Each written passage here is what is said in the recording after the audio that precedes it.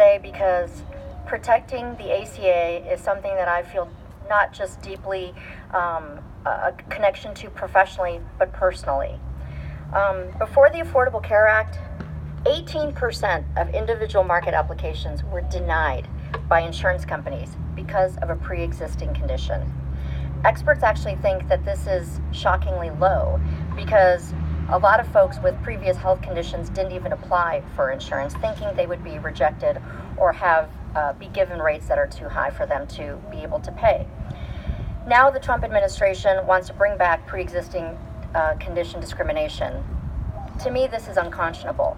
There is literally no family in this country that either is currently not touched by this or will be touched very shortly. It is not an issue of if, it is an issue of when. Since assuming office, President Trump and the congressional Republicans have repeatedly attempted to repeal the Affordable Care Act, and they have slowly eroded it piece by piece.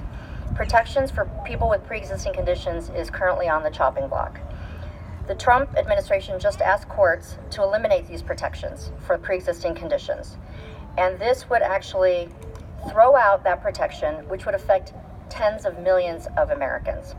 The Senate Republican repeal bill would allow states to waive the ACA protections, which again would allow insurance companies to charge more to those who are sick or have pre-existing conditions.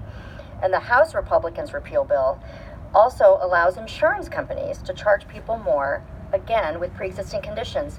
So this harms your fellow Americans, and it, as was mentioned previously, it actually helps insurance companies. That is not the goal here. The ACA was one big step in the right direction, and we have to keep going. We know we can get to quality, affordable health care for every single American. As a former ER doc and as a current cancer research advocate, I can tell you how many people have struggled coming to the emergency department because they had no access to health insurance. The vast majority of these people had some sort of pre-existing condition, and they had issues with affording their medication, being compliant, and ultimately this is not just a human toll on our system, but this is an economic toll as well, and perhaps that might reach folks on the other side of the aisle. You know, I remember seeing a woman who had come into the emergency department, and she did not have access to health care, to insurance, and she came in because she had a lesion on her chest wall, and this lesion was weeping and bleeding, and she didn't know what it was, but she did know that she had felt a lump in her breast 4 months prior. Well, when I finally got a chance to evaluate her and take care of her, it was revealed that she had a very aggressive form of breast cancer, and this was literally a malignant metastatic lesion that was eating through her chest wall.